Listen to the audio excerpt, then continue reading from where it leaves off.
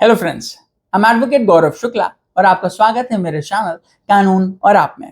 Friends, बहुत सारे viewers मेरे कमेंट्स में लगातार पूछ रहे थे कि अगर मैट्रिमोनियल डिस्प्यूट्स चल रहे हैं हस्बैंड और वाइफ के बीच में और दोनों ही तरफ से बहुत सारे केसेस किए गए हैं, हस्बैंड ने भी किए हुए हैं, वाइफ ने भी किए हुए हैं, मेंटेनेंस का भी है, डिवोर्स का भी है, घरेलू हिंसा का भी है, एफआईआर भी है, और लड़की अगर कुछ नहीं कर रही है, लड़की अनएम्प्लॉयड है, she was a home maker while in marriage, और अब वो पूरी तरीके से अपने फादर पर डिपेंडेंट है, तो उसको किस तरीके से पैसा मिल सकता है मेंटेनेंस के रूप में या किसी और तरीके के गुजारे भत्ते के रूप में कि वो अपने केसेस को सुचारू रूप से लड़ पाए। आज इसी टॉपिक पर हम डिस्कस कर रहे हैं, तो देर नहीं करते हैं, लेट्स स्टार्ट। तो हस्बैंड वाइफ के बीच में काफी लंबा मैट्रिमोनियल डिस्प्यूट चल रहा है। हस्बैंड ने भी अपने वाइफ पर मुकदमे किए हुए हैं और वाइफ भी हस्बैंड पे किए हुए हैं।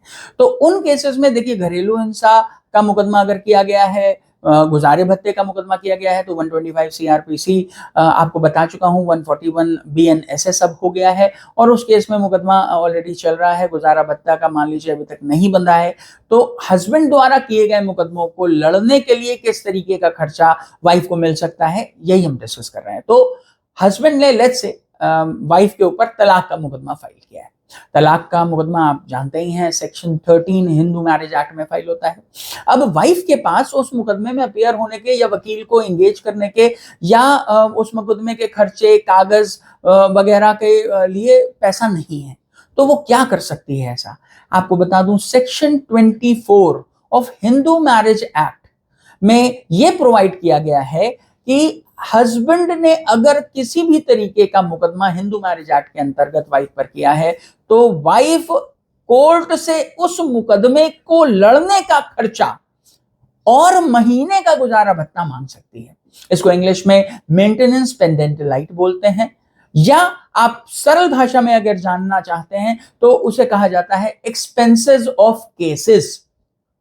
जो भी लिटिगेशन चल रहा है उसके एक्सपेंसेस। अब इसमें करना क्या होता है कि लेट्स से हस्बैंड ने सेक्शन 13 हिंदू मैरिज एक्ट का मुकदमा फाइल किया और वाइफ को अब उस नोटिस मिला है, अब उसे अपीयर होना है, तो वाइफ अपना वकालतनामा लगाकर उस मुकदमे में अपीयर हो सकती हैं और कोर्ट से रिक्वेस्ट कर सकती हैं कि हमें इसकी कॉपी दिला दी जाए और हम इस मुकदमे को लड़ना चाहते हैं। अब मुकदमे को लड़ने का खर्चा चूंकि नहीं है, तो उसी समय वाइफ अपनी तरफ से एक वकील साहब को एंगेज करके section 24 of Hindu marriage act का मुकदमा, एक एप्लीकेशन होती है मुकदमे की तरह ही उसे समझ लीजिए, उसी कोर्ट में फाइल कर सकती हैं जिस कोर्ट में सेक्शन 13 का मुकदमा चल रहा है, और वो सेक्शन 24 की application section 13 Hindu marriage act के मुकदमे के साथ अटैच कर दी जाएगी और कोर्ट अब हस्बैंड से कहेगा कि आप इस पर आपत्ति लगाइए जिससे कि हम इसका डिस्पोजल करें। तो जो सेक्शन 24 हिंदू मैरिज एक्ट का एप्लीकेशन फाइल की जाती है, उसमें वाइफ अपनी सारी स्थिति व्यक्त करती है कि भाई मैं होम मेकर हूं, मेरी क्वालिफिकेशन ये है, परंतु मैं कुछ कमा नहीं रही हूं, कहीं नौकरी नहीं करती, मेरा कोई बिजनेस नहीं है, और ये मुकदमा जो इन्होंने मुझे किया है मैं लड़ना चाहती हूं, परंतु इसको लड़ने का मुझे खर्चा दिलाया जाए, मुझे इनसे मेंटेनेंस पेंडेंटलाइटी दिलाया जाए या एक्सपेंसेस ऑफ लिटिगेशन दिलाया जाए। मेरी कोई भी इंडिपेंडेंट इनकम नहीं है। यहां ये बहुत ज्यादा ध्यान रखने की जरूरत है कि स्पाउस की इंडिपेंडेंट इनकम नहीं होनी चाहिए। अब आपको यह भी बता दूं कि सेक्शन 24 हिंदू मैरिज एक्ट का मुकदमा, ये एप्लीकेशन हस्बैंड और वाइफ दोनों ही लिखा सकते हैं। अगर वाइफ ने डिवोर्स का मुकदमा फाइल किया है या वाइफ ने कोई और हिंदू मैरिज एक्ट का मुकदमा फाइल किया है और हस्बैंड के पास मुकदमा लड़ने के पैसे नहीं है, तो हस्बैंड भी सेक्शन 24 की एप्लीकेशन फाइल करके कह सकते हैं कोर्ट से कि साहब मैं इंडिपेंडेंटली फाइनेंशियली फ्री नहीं हूं, मेरी कोई इंडिपेंडेंट इनकम नहीं है और ये मुकदमा लड़ने का खर्चा मुझे इनसे दिलाया जाए, मेरा ये क्वालिफिकेशन है, बट मैं कुछ भी अर्न नहीं कर रहा हूं, मेरी जॉब चली गई है या मेरा जो भी बिजनेस था वो डूब गया है, और ये मेरा बैंक स्टेटमेंट है, मेरे अकाउंट की स्थिति देख लें, मेरे पास कोई फाइनेंशियल इनकम नहीं है, इस वजह से मुझे इनसे खर्चा दिलाया जाए। अब इस एप्लीकेशन को कोर्ट डिसाइड करेगी। कोर्ट ये देखेगी कि जो एविडेंसेस आपने लगाए हैं कि आपके पास लिटिगेशन की एक्सपेंसेस नहीं है, आप की कोई इंडिपेंडेंट इनकम नहीं है, वो सही है या गलत है। उसको इवैल्यूएट करने के बाद फिर कोर्ट डिसाइड करेगी कि आपको मुकदमे का खर्चा दिलाया जाए या ना दिलाया। मोस्ट ऑफ द केसेस में ये होता है कि अगर वाइफ को कहीं से भी कोई गुजारा भत्ता नहीं मिल रहा है और वाइफ वर्किंग नहीं है, वाइफ की कोई इंडिपेंडेंट इनकम नहीं है, तो कोर्ट उनको मुकदमा लड़ने का खर्चा भी दिलाती हैं और कोर्ट महीने का कुछ गुजारा भत्ता भी दिलवा देती हैं।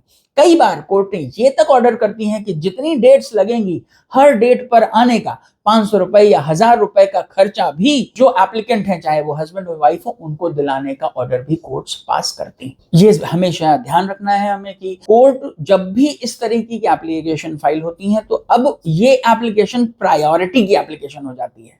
कोर्ट को सबसे पहले सेक्शन 24 की ही एप्लीकेशन को डिसाइड करना है। जब तक ये एप्लीकेशन डिसाइड नहीं होती तब तक जो वाद था, जो पहले से दाखिल था, उसका डिसीजन नहीं लिया जाएगा, उसकी कार्रवाई आगे नहीं बढ़ाई जाएगी। कुछ कोर्टें होती हैं जो कहती हैं आप भाई एविडेंस फाइल करना है फाइल कर दीजिए, जवाब दावा फाइल करना है फाइल कर दीजिए, लेकिन उनमें कार्रवाइयां आगे नहीं बढ़ाई जाएंगी जब तक सेक्शन 24 डिसाइड ना हो जाए। सेक्शन 24 को डिसाइड करने का टाइम बाउंड ऑर्डर भी हिंदू मैरिज एक्ट है उसमें दिया गया है। 60 डेज के अंदर किसी भी सेक्शन 24 हिंदू मैरिज एक्ट की एप्लीकेशन का डिसाइड हो जाना जरूरी है। अगर नहीं हो रही है तो कोर्ट को इस बात को अपने ऑर्डर में लिखाना पड़ेगा कि क्यों 60 डेज के अंदर ये एप्लीकेशन डिसाइड नहीं हुई। अगर इस टॉपिक से रिलेटेड कोई भी क्वेश्चंस है आपके तो आप मुझे कमेंट्स में पूछ सकते हैं। अगर ऐसा कोई भी टॉपिक जो या कोई चीज मैंने डिस्कस की हो वीडियो में जो आपको समझ में नहीं आया तो आप मुझे कमेंट में पूछ सकते हैं। आप चाहें तो मुझे कॉल करके भी पूछ सकते हैं। नीचे दिए गए नंबर पर 6 बजे से 10 बजे तक मैं अपने चैम्बर में होता हूं और सारी कॉल्स का जवाब देने की कोशिश करता हूं। अगर ऐसा कोई और टॉपिक है जिस पर आप मुझसे बात करना चाहते हैं तो आप मुझे कॉल कर सकते हैं। अगर ये वीडियो अच्छा लगा तो प्लीज इसे लाइक करें, अपने फ्रेंड्स और फैमिली के साथ शेयर करें जिससे कि वो लोग भी बेनिफिटेड हो सकें। और अगर आपको ऐसे ही और इंफॉर्मेटिव वीडियोस भविष्य में चाहिए तो प्लीज मेरे चैनल को सब्सक्राइब करें। Your subscription gives me ton of confidence to keep on making these type of videos. So I promise you to meet in the next video. Yours legally, Advocate Gaurav Shukla.